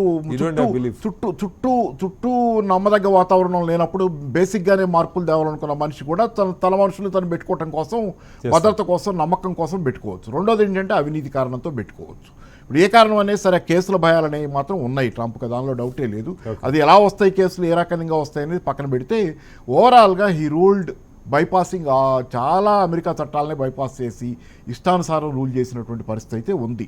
చాలా అమెరికన్ బేసిక్ లాస్ని బైపాస్ చేసి ఈ రోజుకి ఎన్నికల చట్టాన్ని ఒప్పుకోనంటే ఎన్నికల్లో ఫస్ట్ పాస్ ది పోస్ట్ అసలు 70% ఓట్లు ఏది మామూలు ఇప్పుడు క్యాస్ట్ అయిన ఓట్లలో ఉన్నాయి కదా, పాపులర్ ఓట్ 70% బిడెన్కే వచ్చింది. ఎగ్జాక్ట్లీ 70% అంటే సామాన్యమైన విషయమా? అదేం మెజారిటీ 51 వస్తే గెలిచినట్టు. 70% popular vote, electoral college vote కూడా అట్టే ఉంది దరిదాపుకి ఇప్పటికి 264, ఇంకో 6 వస్తే అయిపోయా. దీనిలో కూడా 30% ఓట్లు వచ్చినట్టే కదా, పాపులర్ ఓటే చూద్దాం. నేను ఐ డోంట్ మన పద్ధతిలో మన జనానికి ఎలక్ట్రల్ కాలేజ్ ఓటు పక్కన పెట్టండి, ఎందుకంటే ఐ డోంట్ లైక్ ఇట్. అది ప్రివిలేజ్డ్ బానిస వ్యవస్థ తాలూకు ఓటింగ్ అది. సరే అది పక్కన పెట్టిన 70% ఓట్లు వచ్చిన మనిషిని కాదని చెప్పి నాకు ఇక్కడ దేశం మీద అన్యాయం జరుగుతుంది అంటే తనకు జరిగిందంతా దేశానికి జరిగినట్టు అని రెచ్చగొట్టుడు. నేను ఇక్కడ చెప్పేది ఒకటి, పెద్దలు ఎవరికైనా చెప్పేది కూడా ఏంటంటే ఇందాక మాట్లాడిన వాళ్ళలో కూడా అంటే వీరి కాదు జయంత్ గారు అన్నది కూడా హీ సేయింగ్ అమెరికా బాగుంటుంది, America good nation, that is good. నిజమే, అమెరికా నాకు కూడా some aspects it is a very flexible system, adaptable, దానికి చాలా పాజిటివ్స్ ఉన్నాయి, క్రియేటివిటీకి చోటు ఉంది, అకంప్లిష్మెంట్కి చోటు ఉంది. కానీ అదే టైంలో ఆయనే స్వయంగా చెబుతున్నారు రేసిజం పెరిగింది, ట్రంప్ దాన్ని ఖండించట్లేదని. అది అదే కదా దాని గురించే కదా నిన్నటిదాకా ఇంత తీవ్రమైన విమర్శలు గత అనేక సంవత్సరాలుగా జరుగుతున్న మార్పులనే పాయింట్అవుట్ చేస్తున్నాం, కల్మినేషన్కి వచ్చినాయి. అంతేగాని ఇప్పుడు ఏమి కొత్తగా దాన్ని తప్పుపట్టాన్ని చేస్తే మనం తప్పుపట్టినంత మాత్రాన అమెరికాలో ఏం కొప్పలు మునిగిపోవు కదా, అక్కడ ఉన్నదాన్ని బట్టి జనాలు పోతారు. వ్యాపార సంస్థలు దుకాణాలకి చెక్కలు కొట్టుకోవడం, టీవీ ఛానల్స్ అన్నీ చూపించినాయి. చాలా పెద్ద ఎత్తున ప్రచారం జరిగింది. వీళ్ళకి సరదా ఎంటర్టైన్మెంట్ ఏం కాదు కదా అవన్నీ చూపించుకోవాలి. అంటే కొంత జనరల్గా మీడియాలో ఏంటంటే కొంత హైప్ లేకపోతే చూడరు, ఛానల్ మారుస్తారనే భయం ఏ ఛానల్కైనా సహజంగా ఉండేది కాబట్టి కొంత హైప్ ఉంటుంది. దాని మేరకు మనం కొంత దాన్ని పక్కన పెట్టి ఆలోచించాల్సిందే, ఐ డోంట్ డినై దట్. కానీ మీకు వైలెన్స్ జరగటం గత అనేక సంవత్సరాలుగా ఈ ట్రంప్ వచ్చిన తర్వాత మరి బ్లాక్ లైవ్స్ మ్యాటర్ అనే మూమెంట్ ఆ రకంగా జరగటం కానివ్వండి, అంతకుముందు 2011లోనే ఆక్యుపై వాల్ స్ట్రీట్ జరిగింది. అసలు నేను యువతన ఇండియన్స్ వైట్స్ అని ఆలోచించడమే తప్పు. సురేష్ గారి యాంగిల్తో నేను చాలా వరకు నాకు I feel more comfortable with Suresh అంటే యాంగిల్ వేవ్ లెంత్ ఏంటంటే వైట్స్ బ్లాక్స్ అని ఆలోచించడం, వైట్స్ అంతా ఒకటన్నట్టు, వైట్ రేషియలిజం అని, లేకపోతే ఇండియన్స్ అంతా ఒకటని. అలా ఏం కాదు. ఇండియన్స్లో ఇండియన్స్ కంఫర్టబుల్ రిచ్ వాళ్ళు ట్రంప్కి అనుకూలంగా ఉన్నారు. ఎందుకంటే they are against taxes. Trump ట్యాక్స్లు వేయడు వీరి మీద, బిడెన్ వస్తే ట్యాక్స్ వేస్తానంటున్నాడు, ఇన్కమ్ ట్యాక్స్ పెంచుతానంటున్నాడు. So all the American rich are on one side mostly. ఎవరో ఒకళ్ళు కొద్దిమంది బిల్ గేట్స్ లాంటి వాళ్ళు ఎవరో మా మీద ట్యాక్స్లు పెంచమని చెప్పేవాళ్ళు రకరకాల కొద్దిపాటి మంది ఉన్నారు తప్పితే. మీకు చెప్తాను ఉదాహరణ, రాష్ట్రాలు తీసుకోండి. ట్రంప్ గెలిచిన రాష్ట్రాలు ఏంటి? ఇన్కమ్ ట్యాక్స్ లేని రాష్ట్రాలు 7 ప్రస్తుతానికైతే 7 ఉన్నాయి అమెరికాలో. దానిలో 6 ట్రంపే గెలిచాడు. ఒక వాషింగ్టన్ కాస్త ప్రోగ్రెసివ్ స్టేట్ అంటే క్యాపిటల్, దానిలో కొంచెం అవేర్నెస్ ఎప్పుడు ఎక్కువ ఉంటుంది. మనకి న్యూఢిల్లీలో ఆమ్ ఆద్మీ పార్టీ వచ్చినట్టు అవేర్నెస్. ఆ వాషింగ్టన్ తప్పితే మిగిలిన 6 రాష్ట్రాల్లో 7 రాష్ట్రాల్లో ఇన్కమ్ ట్యాక్స్ లేకపోతే 6 ట్రంప్ థంపింగ్ మెజారిటీతో గెలిచాడు, ఫ్లోరిడాతో సహా అలాస్కా ఇవన్నీ. ఎందుకు గెలిచాడు? ఇన్కమ్ ట్యాక్స్ వేస్తాడేమో బిడెన్ వస్తే మాకైనా భయం. రిచ్ అంతా అక్కడ గ్యాదర్ అయినటువంటి చాలా మంది సమూహం. అందుకని ఓవరాల్ ఇది. అందుకని ఏంటంటే దాన్ని మనం ఇది very comfortable class versus A class that is struggling to come up. ఈ 2 క్లాసెస్ మధ్య ఉన్న స్ట్రగుల్గా చూడాలి తప్పితే వైట్ రేసిజం అనేది తప్పు మాట. ఎందుకంటే వైట్స్ అంతా కూడా ఒకటి కాదు, వైట్ లిబరల్స్ ఉన్నారు, వైట్స్ లో సఫర్ అవుతున్న వాళ్ళు ఉన్నారు. మీరు చెప్పిన బ్లాక్ లైవ్స్ మ్యాటర్ దానికి మద్దతుగా నిలబడి కొన్ని లక్షల మంది బయటకు వచ్చి అన్యాయం ఇదని చెప్పి యంగ్స్టర్స్ లో మరీ ముఖ్యంగా యంగ్స్టర్స్ ఎంత సఫర్ అవుతున్నారంటే అమెరికాలో ఆ యంగ్స్టర్స్ అమెరికా కాదు యూరోప్ లో జపాన్ లో వీళ్ళందరికీ పెట్టిన పేరేంటి? లోస్ట్ జనరేషన్ అని. కోల్పోయిన తరం. ఏం కోల్పోయిన తరం? యంగ్స్టర్స్. భవిష్యత్తును కోల్పోయిన తరం అమెరికన్ యంగ్స్టర్స్. అది వాళ్ళ పరిస్థితి. ఈరోజు వాళ్ళు చదువుకోవడానికి తీసుకున్న అప్పులు కూడా తీర్చలేక చిన్న పనులు దొరుకుతున్నాయి. నిరుద్యోగం పరిష్కారం అయింది ట్రంప్ కాలంలో అంటున్నారు. ఏం పరిష్కారం అయింది? 2008-9లో క్రైసిస్లో పోయిన ఉద్యోగాలు ఏంటి? మిడిల్ క్లాస్ జాబ్స్ పోయినాయి ఆ రోజు. ఈరోజు తిరిగి వస్తున్న ఉద్యోగాలు ఏంటి? పిజ్జా హట్ ఉద్యోగాలు, పెట్రోల్ బంక్ ఉద్యోగాలు వస్తుంటే ఆ డబ్బులతో అప్పు తీర్చలేక జీతాలతో వాళ్ళ స్టూడెంట్ లోన్స్, పెళ్లి కూడా చేసుకోలేక తల్లిదండ్రులతోనే ఉంటున్న కోల్పోయిన తరం, భవిష్యత్తు లేని తరం. అందుకే దే ఆర్ గెటింగ్ లెఫ్ట్ వైపు, డెమోక్రట్లలో లెఫ్ట్ యాంగిల్ వైపు, బెన్నీ శాండర్స్ వైపు యంగ్స్టర్స్ ఎక్కువ మంది పోతున్నారు. 80% of the youngsters are with Bernie Sanders. భవిష్యత్తు పోయిన తరం వాళ్ళు. మీరు ఉద్దీపన పథకం ఇచ్చిన ప్రసారం ఎవరికోకండి. ఉద్దీపన పథకం ఇచ్చిన ప్రసారం ఏం జరుగుతుంది? You're pumping money into the economy. అది ఎక్కడికి పోతుంది? ఎసెట్ ప్రైసెస్ పెరుగుతున్నాయి. మనీ సప్లై పెరిగిన కొద్దీ అది ఎసెట్ కి డిమాండ్ పెరిగి ఎసెట్స్ పెరుగుతున్నాయి. అసలు ఎసెట్సే లేని యంగ్ తరం కొన్నాళ్ళు పోతే కదా వాడు అసెట్ కూడబెట్టుకోగలిగేది, ఉద్యోగం చేసి సంపాదన వచ్చి ఆల్రెడీ కూడబెట్టిన వాడి సంపద విలువ పెరుగుతుంటే వాడు మాత్రం ఇటున్నాడు, ఎటు యాంటీ పీపుల్ యాంటీ పూరో యాంటీ ఇది దానిలో ఒక పక్క ఉన్నాడు, రిపబ్లికన్ సైడో ఇంకో రిచ్ సైడో ఉన్నాడు. ఎసెట్స్ లేని వాడేమో బెన్నీ శాండర్స్ అంటున్నాడు, లెఫ్ట్ అంటున్నాడు, ఇంకోటి అంటున్నాడు. సరే దీస్ ఆర్ ఇప్పుడు కే షేప్డ్ రికవరీ అనే ఒక మాట విన్నాం సార్ మనం. కే ఇలా ఉంటుంది. కే షేప్డ్ రికవరీ అంటే రిచ్ అవ్వటం, పూర్ ఇంకా కింద పోవటం. ఇది జరుగుతుంది అమెరికాలో జరిగినా ఇండియాలో జరిగినా ఇదే జరుగుతుంది. మీరు ఆ కారణం చేతనే మీకు హైటెక్ ఇండస్ట్రీ తాలూకు ప్రాఫిట్స్ ఎంత పెరిగినాయి సార్ లాక్డౌన్ కోవిడ్ కాలంలో అమెరికాలో?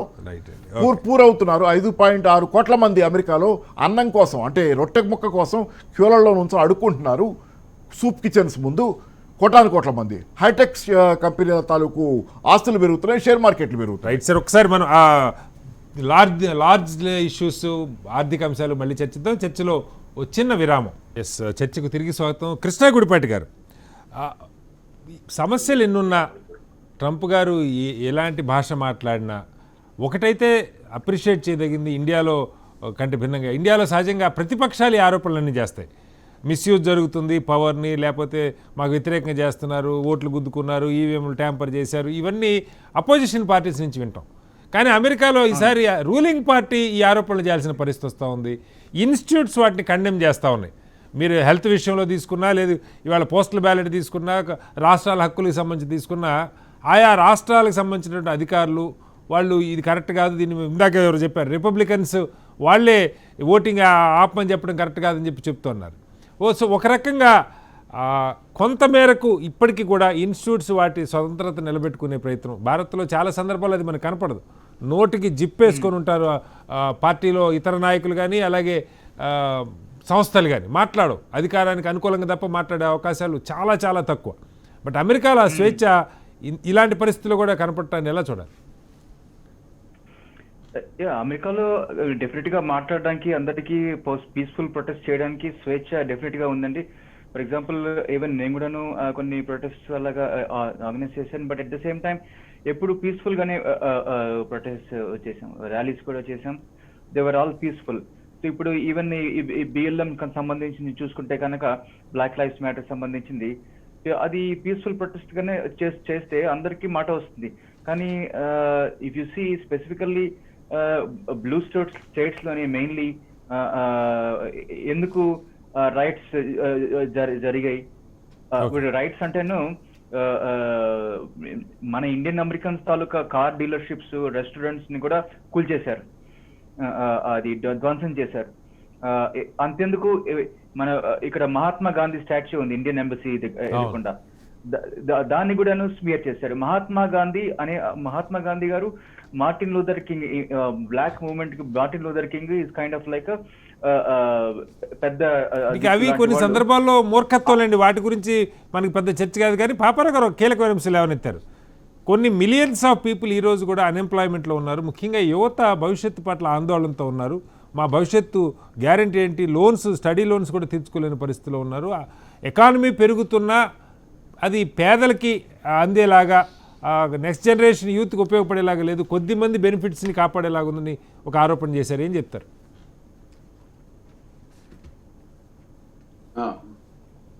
ఎవరండి? కృష్ణ గుడిపాటి గారు, మిమ్మల్ని అడుగుతున్నాను. మళ్ళీ క్వశ్చన్ అడగండి, ఏం ఆరోపణ చేశారు? బేసిక్గా ట్రంప్ గారి విధానాలు కొద్ది మందికే బెనిఫిట్ చేసేలాగా ఉన్నాయి. Rich become rich, poor become poorer అన్నట్టుగానే ఉన్నాయి ఆయన నిర్ణయాలు. అమెరికాలో మిలియన్స్ ఆఫ్ యూత్ ఉద్యోగాలు లేక అల్లాడుతూ ఉన్నారు, కరోనా కాలంలో కావచ్చు, అంతకు ముందు కూడా. దట్ ఈస్ నాట్ ట్రూ అండి. If you see last year మీరు చూస్తే, నేను మీకు ఆర్టికల్ పంపిస్తాను, అన్ఎంప్లాయ్మెంట్ ప్రకారం నెంబర్స్ చూసుకుంటే lowest unemployment in the history of United states ఉండే. ఈవెన్ విదిన్ బ్లాక్స్ లో కూడాను, విదిన్ లాటినోస్ కానీ, ఏషియన్స్ లో కానీ, ఎస్పెషల్లీ ఉమెన్ లో కూడాను లోయెస్ట్ అన్ఎంప్లాయ్మెంట్ ఉంది జాబ్స్. సో ఇది అందరూ ఒప్పుకున్నారు, ఈవెన్ సిఎన్ఎన్ కూడా ఒప్పుకుంది. సో ఆయన వలన జాబ్స్ తక్కువ అనేది మాత్రం తప్పు. ఎస్పెషల్లీ ఈ ప్రస్తుతం ఆయన కోవిడ్ వచ్చిన తర్వాత కూడా ఎకానమీ రీస్టార్ట్ చేయడానికి ట్రై చేస్తున్నారు. ఎందుకు? ఈవెన్ ఎలక్షన్స్ టైంలో నాస్డాక్ కూడా పెరిగింది.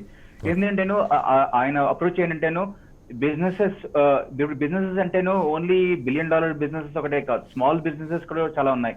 మొన్న స్టిమ్యులస్ ఇచ్చినప్పుడు స్మాల్ బిజినెస్ వాళ్ళు చాలా మంది పేచెక్ పీపీపీ లోన్స్ వాళ్ళతోని చాలా మంది అరౌండ్ $3 trillion కరోనా టైంలో చాలా పెద్ద ఎత్తున రిలీఫ్ ప్యాకేజ్ ఇచ్చారు. అప్పుడు బట్ ఆ మనీ రీఇన్వెస్ట్ కాలేదంటున్నారు. ఇందాక పాపారావు గారు అదే ఆర్గ్యుమెంట్ చేశారు. ఈ ఉద్దీపనలు ఎన్ని ఇచ్చినప్పటికి కూడా ఆ డబ్బు వ్యాపారంలోకి రావట్లేదు, వాళ్ళ ఆస్తులు పెరుగుతున్నాయి తప్ప అని చెప్తున్నారు. లేదు, ఇప్పుడు పాండమిక్ నడుస్తోంది. సో డెఫినెట్ గా చాలా మందికి లాసెస్ ఉన్నాయి. అందరూ రిమోట్ వర్క్ చేయలేరు. బిగ్గెస్ట్ అమౌంట్ ఆఫ్ వర్క్ వాళ్ళు ఫిజికల్ గా వెళ్ళి రెస్టారెంట్స్ లో కానీ లేకపోతే కన్స్ట్రక్షన్ లో కానీ అట్లాంటివి ఫిజికల్ గా వెళ్ళి చేయాలి. డెఫినెట్ గా ఈ ఎకానమీ ఓవరాల్ గా అయితే దెబ్బతినింది. But at the same time Trump garu ఈ స్టిమ్యులస్ పాస్ చేసి economy is actually starting coming back now. Jobs కూడాను మొన్న అన్ఎంప్లాయ్మెంట్ కూడాను 11 million కన్నా ఏంటి తగ్గాయి కూడాను. సో ప్లస్ తగ్గినప్పుడు అందరికీ ఇది లాభం పొందారు. If you see even stock market కూడా పెరిగింది. ఈ స్టాక్ మార్కెట్ ఎందుకంటున్నానంటే stock market is kind of representation of that business అన్నమాట. Even Indian Americans, if you see Indian Americans కి 401k అవి కూడా పెరిగాయి. Because he's focus on the economy right, at the same time protecting the people. Right Krishna garu. Jayant చెల్ల గారు ఆఖరిగా చెప్పండి, అంటే రేపొద్దున జో బిడెన్ గెలిస్తే ఈ ఆర్థిక రంగాన్ని పుంజుకోవడానికి ఎలాంటి నిర్ణయాలు తీసుకునే అవకాశం ఉన్నది క్విక్గా? చాలా బైడెన్ అడ్మినిస్ట్రేషన్ గారికి చాలా ప్లాన్స్ ఉన్నాయండి. నేను కొన్ని క్విక్ గా చెప్తాను. వన్ ఆఫ్ ది థింగ్స్ మీరు చాలా ఇంపార్టెంట్ పాయింట్ తీసుకొచ్చారండి. వాల్ స్ట్రీట్ బాగా పెరుగుతుంది కానీ మెయిన్ స్ట్రీట్ లో చాలా మంది సఫర్ అవుతున్నారు. మొన్న కరోనా వైరస్ పాండమిక్ తోటి 100,000 స్మాల్ బిజినెసెస్ షట్ డౌన్ అయినాయండి. సో వాళ్లకు ఎటువంటి సహకారం ఇవ్వాలి అంటే మనది one of the main things Biden garu ఏం చేస్తుంటే రేషియల్ ఎక్విటీ. రేషియల్ ఎక్విటీ అంటే మన సంపాదన దేశంలో అన్ని ప్రదేశాలకు అన్ని రకాల మనుషులకు పొందేలా చూస్తున్నారండి. Racial equity only New York city, San Francisco billionaires becoming billionaires, poor people becoming poor people కాకుండా రేషియల్ ఎక్విటీ ఎలా చేయాలి, లోకల్ కమ్యూనిటీ కాలేజెస్ తోటి కలిసి వాళ్ళకి ఎటువంటి ట్రైనింగ్ ఇవ్వాలి హై పేయింగ్ జాబ్స్ రావడానికి. ఇప్పుడు కొన్ని కోల్ ఇండస్ట్రీస్ వెళ్ళిపోతున్నాయండి. ఆ కోల్ ఇండస్ట్రీలో పనిచేసే వాళ్ళకి ఎటువంటి ట్రైనింగ్ ఇస్తే హై పేయింగ్ జాబ్స్ వస్తుంది. దాని తర్వాత work force training. Racial equity is one of the main things అండి. వాళ్ళకు బిలియన్స్ ఆఫ్ డాలర్స్ తోటి వాళ్ళ ఈ చిన్న చిన్న under developed areas, minority concentrated areas కు ఎటువంటి ఇండస్ట్రీస్ తీసుకురావాలి, వాళ్ళకి ఎటువంటి వర్క్ ఫోర్స్ డెవలప్మెంట్ చేయాలి దానిపైన. So they are focusing lot of attention on that. ఇంకొకటి ఏంటంటే మ్యానుఫ్యాక్చరింగ్ కూడా. ఇప్పుడు చైనా మనకు పీపీఈ ఇంతకంటే ముందు అయినారు వెంటిలేటర్స్ లేకుండే అంటున్నారు. పాండమిక్ వచ్చినప్పుడు అండి పర్సనల్ ప్రొటెక్షన్ ఎక్విప్మెంట్ కొరకు అమెరికా చైనా పైన డిపెండ్ అయ్యిందండి. ఎంత ఘోరం ఇది. సో వీళ్ళు ట్రంప్ లాస్ట్ ఎలక్షన్స్ లో నేను I want bring everything back in to America అన్నాడు కానీ ఏం కాలేదండి. ఇంకా చైనా అటువంటి దేశాల పైన డిపెండ్ అయ్యింది. అయితే ఈసారి బైడెన్ గారిది ఏంటంటే మ్యానుఫ్యాక్చరింగ్ ఇన్నోవేషన్ అమెరికా దేశానికి తీసుకురావాలి. మనం ఎటువంటి ఎమర్జెన్సీస్ వచ్చినప్పుడు చైనా అటువంటి దేశాల పైన ఆధారపడి ఉండొద్దు. తర్వాత మీరు ఇంకో క్వశ్చన్ కూడా అన్నారు, మనకు సోలార్ ఎనర్జీ, రెన్యూవబుల్ ఎనర్జీ ఉంది కదండి. ఆయిల్ పైన డిపెండెన్సీ తోటి రెన్యూవబుల్ ఎనర్జీలో ఇన్వెస్ట్ చేయాలి. Millions of dollars jobs renewable ఎనర్జీలో క్రియేట్ చేయాలని అటువంటి చాలా ప్లాన్స్. Right sir. జయంత్ గారు మనకి టైం మించిపోతుంది, చూద్దాం అవన్నీ ఏ రకంగా చేస్తారు. సురేష్ కొచ్చెట్టి గారు ఫైనల్గా ఒక్క విషయం, అంటే ఏ రకంగా అంటే ముందు హామని అన్నిటికంటే కీలకమైంది ప్రశాంత వాతావరణం. అమెరికాలో ఒక స్ప్లిట్ చాలా, ఈ బ్లాక్ లైవ్స్ మ్యాటర్ కావచ్చు, ఆ తర్వాత జరుగుతున్న సంఘటనలు కావచ్చు, ముఖ్యంగా ఈ ఎలక్షన్లో గతంలో అనేక ఎలక్షన్లు చూసాం. చాలా హోందాగా అమెరికన్ డిబేట్, ప్రెసిడెన్షియల్ డిబేట్స్ కానీ ఇవన్నీ చాలా మన దేశంలో అలాంటివి రావాలని కోరుకున్న వాళ్ళం మనం. కానీ ఈసారి కొంచెం గాడి తప్పినట్టుగా అనిపిస్తూ ఉంది. బేసిక్గా హామని ఎలా రిటైన్ అయ్యే అవకాశం ఉందా? అదే మొన్న ట్విట్టర్లో ఒక ట్వీట్ చూసారండి. Irony of it is that violence in Bihar is not anticipated after Bihar elections. Okay. And violence in US is expected after US elections anna. Yes. That statement itself oka reflection anamata. Enduku violence akkada? Why are they anticipating a violence? Okay. US society lo inequality ani ippudu kadani Martin Luther King garu ఆ slaves ఉన్నప్పటి నుంచి ఆయన ఒక దానికి against fight కూడా చేశారు ఆయన చాలా మటుకు. కానీ యుఎస్ సొసైటీలో ప్రాబ్లం ఏంటంటే Democratics are always kind of supporting more of racial equality. Republicans వచ్చినప్పుడు because they suppose to be supported by big businessmen, వాళ్ళ తరఫు నుంచి కొంచెం డిఫరెంట్. కానీ ఈసారి చూసినట్లయితే మీరు Florida is a good question. Why did Trump ఫ్లోరిడాలో ఎందుకు గెలిచారు? ఎందుకంటే లాటిన్ అమెరికన్ ఓటర్స్ కి వాళ్ళు కమ్యూనిజం అని చూసారు, వాళ్ళు చూసి ఫెడప్ అయిన మనుషులు. Usually Florida will go the democratic వే, కానీ ఈసారి జరిగింది ఏంటంటే రిపబ్లికన్ వే వెళ్ళిందండి. దాంట్లోనే పెద్ద మెసేజ్ ఉంది మనకి. లాస్ట్ టైం కూడా రిపబ్లికన్సే గెలిచారు సురేష్ గారు. చెప్తున్నాను లాస్ట్ టైం అది కూడా చాలా నేరో అండి. నేను హిస్టారికల్ గా మాట్లాడుతున్నాను. Not speaking from the last election perspective, I'm speaking from the historical perspective. I mean Latin Americans are usually seen very very close to the Democratic establishment. కానీ జరుగుతుంది ఏంటంటే ఇప్పుడు అక్కడ బ్లాక్ లైఫ్ మ్యాటర్ ఇప్పుడు sudden గా రాలేదండి. Racial inequality in US is the big subject. మన ఇండియాలో క్యాస్ట్ పాలిటిక్స్ ఎట్లా ఉంటుందో దాన్ని బట్టి అక్కడ కూడా రేషియల్ ఇన్ఈక్వాలిటీ ఉంటుంది. కానీ మనం చూడాల్సింది ఏంటంటే అడ్వాన్స్ కంట్రీ లైక్ యుఎస్, అది అక్కడ ఇది ఎందుకు జరుగుతుంది? మన ఇండియా అంటే మన ఇంపవర్డ్ బీహార్ లాంటి స్టేట్ కానివ్వండి, యూపీ లాంటి స్టేట్, ఎందుకంటే మన ఆంధ్ర తెలంగాణలో ఉందండి క్యాస్ట్ ఫ్యాక్టర్స్ ఉన్నాయి. కానీ అమెరికా లాంటి ఇంత అడ్వాన్స్డ్ గా ఉన్న కంట్రీకి ఇది ఎందుకు జరుగుతుంది? ఆపర్చునిటీస్ లేదంటారా? జాబ్ ఆపర్చునిటీస్ లేదంటారా? లేకుంటే వాళ్ళ మీద ఒక డిస్క్రిమినేషన్ ఉందంటారా? ఇది చాలా డిబేటింగ్ పాయింట్స్ అనమాట. ముగ్గురు కొలీగ్స్ ఇప్పుడు అమెరికా నుంచి ఉన్నారు, వాళ్ళే చెప్పాలి దీని గురించి. ఎందుకంటే what is really happening there? ఎందుకంటే ఈ ఎలక్షన్ తర్వాత ఈ హీలింగ్ ద వూండ్స్ అంటారు, జరుగుతుందా లేదా? ఓకే ఓకే సురేష్ గారు. నాగరాజు గారు ఆఖరికి చెప్పండి, ఉద్యోగాలు రీటైన్ కావటంలో వస్తాను మీ దగ్గరికి. Krishna Gudipati garu 1 second, I will come back to you. Nagaraju garu క్విక్గా, చాలామంది దశాబ్దాలుగా అక్కడ పనిచేస్తున్న వాళ్ళందరూ కూడా ముఖ్యంగా హై పెయిడ్ ఎంప్లాయీస్, డాలర్స్లో టెన్స్ ఆఫ్ కేస్ అంటే $10,000 సంపాదించుకుంటున్న చాలామందికి ఆ కింది స్థాయి ఉద్యోగాలు పోయే హై లెవెల్ ఉద్యోగాలు కూడా ఈ కరోనా పాండమిక్ కారణంగా కావచ్చు, అనేక కారణాలు కావచ్చు, వీటిని రీటైన్ చేయడంలో ఇందాక మీరు చెప్పిన మేక్ ఇన్ యూఎస్ ఇలాంటి వాటిని తీసుకురావటం, ముఖ్యంగా మ్యానుఫ్యాక్చరింగ్ సెక్టర్కి. ఇప్పటిదాకా అమెరికాలో మ్యానుఫ్యాక్చరింగ్ ఓన్లీ సర్వీస్ సెక్టర్ కొనటమే తప్ప వాళ్ళు తయారు చేయటం లేదనేది మొట్టమొదటి నుంచి ఉన్నటువంటి పరిస్థితి. ఇదేమన్నా మారే అవకాశం, ఆ ఉద్యోగాల కల్పన పెరిగే అవకాశం ఉందా భవిష్యత్తులో? డెఫినెట్గా అండి. అంటే మామూలు రెగ్యులర్ ఫ్యాక్టరీ లాగా కాకుండా ఇన్నోవేషన్ ప్రక్రియలో భాగంగా మ్యానుఫ్యాక్చరింగ్ అనేది డెవలప్ చేయాలని ఎవ్రీబడి, ఆల్ పొలిటీషియన్స్, పబ్లిక్ కోరుకుంటుంది. దాని బేస్డ్ మీదే జాబ్స్ ఉంటాయి. ఎనీ రొటీన్ గా చేసే బిజినెస్ డెఫినెట్ గా బయటకు వెళ్తుంది, అవుట్ సోర్స్ చేస్తారు. బట్ ఇన్నోవేషన్ మాత్రం it will continue. And they need people, immigrants, and everybody need to collectively work, and any government will support it. Right. దాంట్లో ఎలాంటి ఇబ్బంది లేదు. రైట్.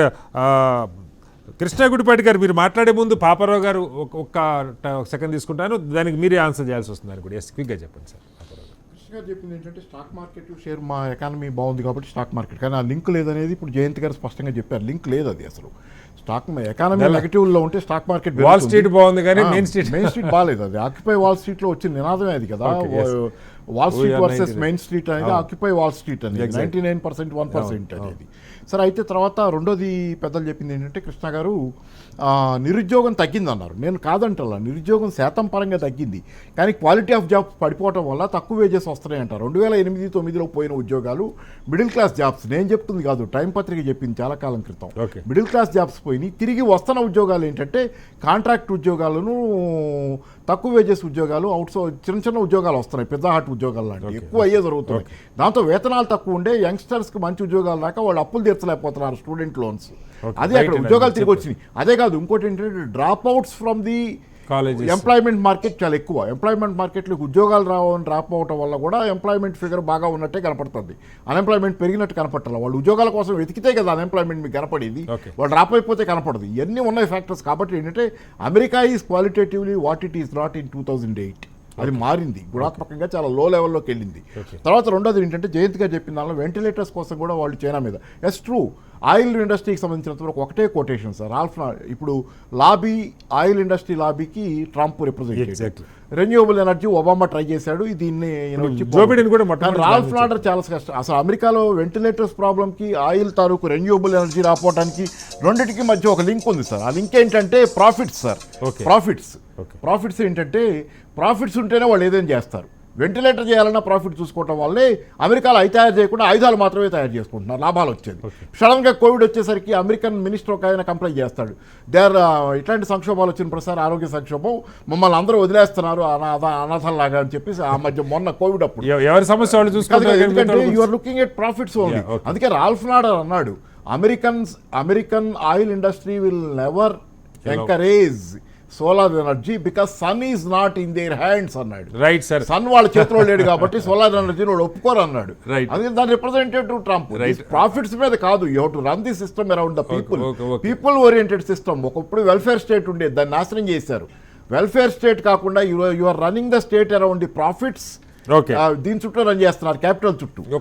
పీపుల్ ఓరియంటెడ్ చేయండి, economy May revive, otherwise it will collapse totally. Okay right. కృష్ణగుడిపాటి గారు ఆఖరిగా ఒక మాట చెప్పండి. ఇందాక మీరు తర్వాత సురేష్ కొచ్చెట్టి గారు కూడా రైజ్ చేశారు, అంటే కీలకమైన అంశాలు భారత సార్వభౌమాధికారానికి సంబంధించిన అంశాల్లో అది ట్రంప్ ఉన్నా, ఒబామా ఉన్నా, మరొకళ్ళు ఉన్నా, మన నిర్ణయాలు తప్పైనా రైట్ అయినా కూడా ఇతర దేశాల ఇంటర్వెన్షన్ని మనం అంగీకరించే పరిస్థితి లేదు.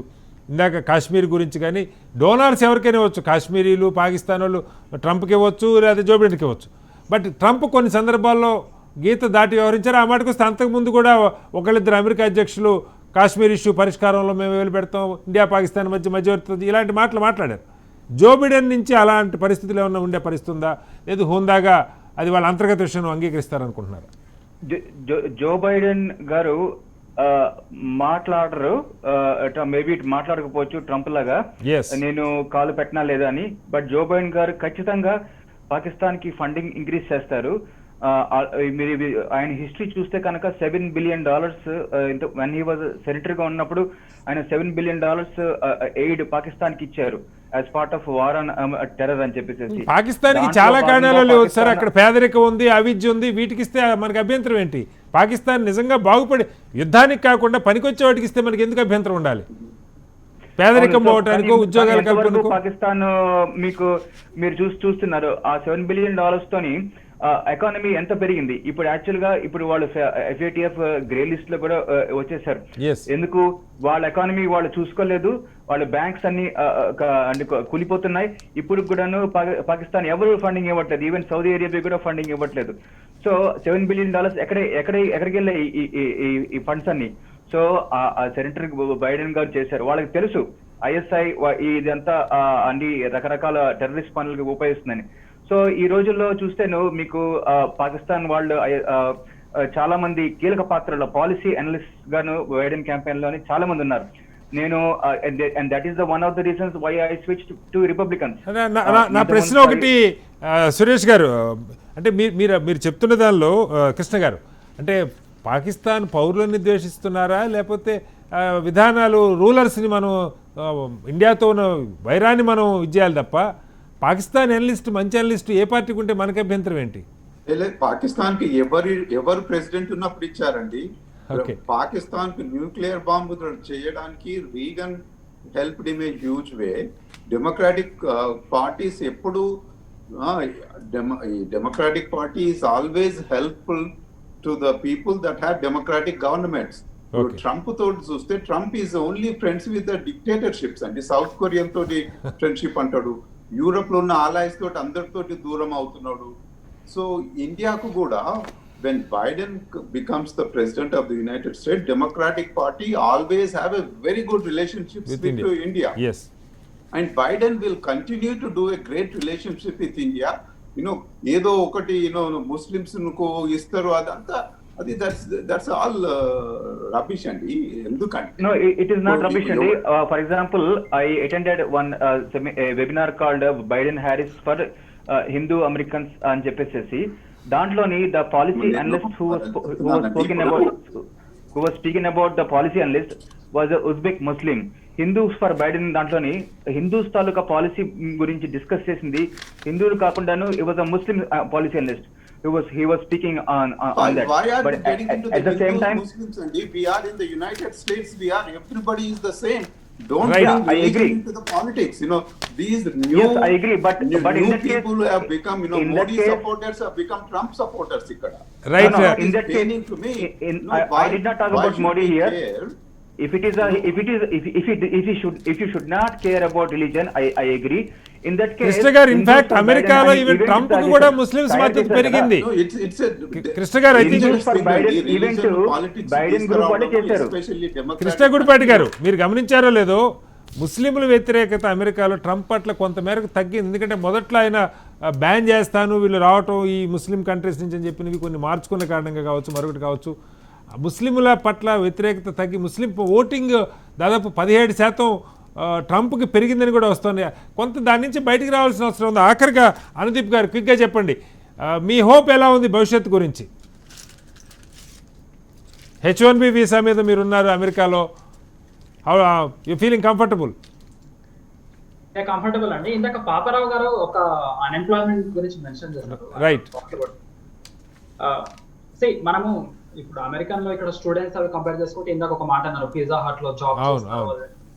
ఇది లోయెస్ట్ అన్ఎంప్లాయ్మెంట్ రేట్ అండి. అంటే Trump's rule lowest unemployment rate.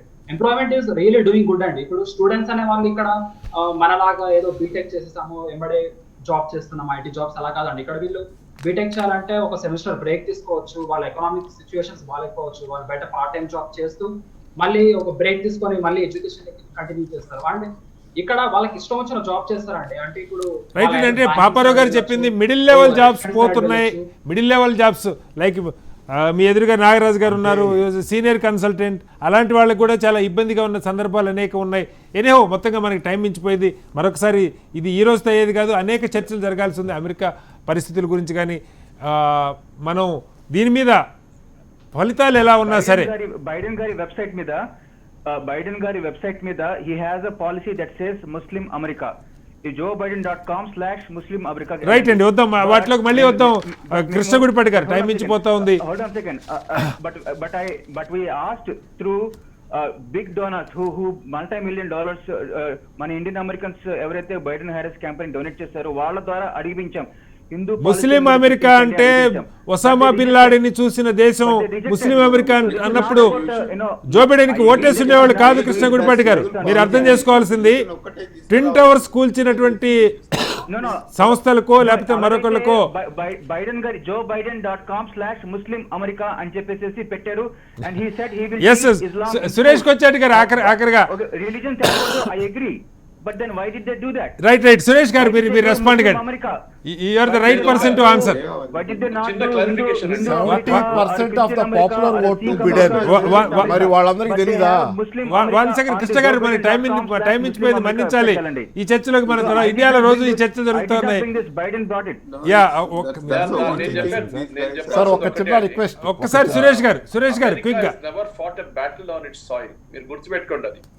ఇప్పుడు దాకా అమెరికాలో ఎప్పుడు ఒక వార్ జరగలేదు. ఒకసారి జరిగింది జాపనీస్ వాళ్ళు పర్ల్ హార్బర్ అటాక్ చేశారు. దాని తర్వాత it was not a war, next one the world trade centre attack. America ఎక్కడ కానివ్వండి వాళ్ళ వార్ ఇంకొక సాయిల్ మీద ఫైట్ చేస్తారు. ఆఫ్ఘనిస్తాన్ కానివ్వండి, ఇరాక్ కానివ్వండి, సిరియా కానివ్వండి, వియట్నాం కానివ్వండి. హిస్టారికలీ వాళ్ళు they are very very careful about it. వాళ్ళ కంట్రీలో ఏం జరగకూడదు, which is correct. I mean that's a strategy, it's wonderful. So మనం చూడాల్సింది ఏంటంటే ఇప్పుడు ట్రంప్ ఏమన్నారు, I'm going to quit Afghanistan అన్నారు. That is going to lead to Osama bin Laden version 2. అది చాలా పెద్ద తప్పు చేశారు ఆయన. అది ఆల్రెడీ దాని ఎఫెక్ట్ కనిపిస్తుంది. కాబూల్ యూనివర్సిటీ మీద మన అటాక్ జరిగింది ISIS.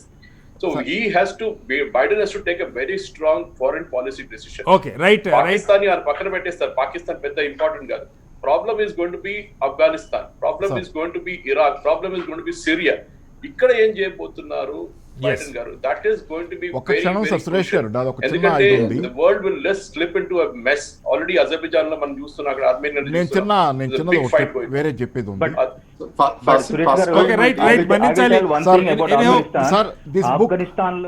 దిస్ బుక్ సార్ ఇది నేను 2000 సంవత్సరం నుంచి 2000 మిలీనియం బిగినింగ్ నుంచి 2012 దాకా రాసిన వ్యాసాలు.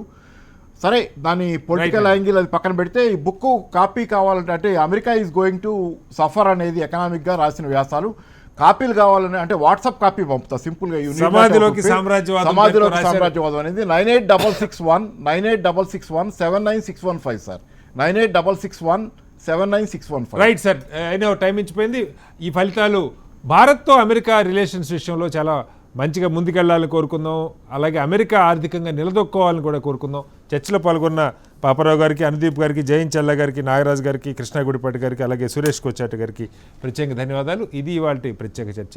నమస్కారం.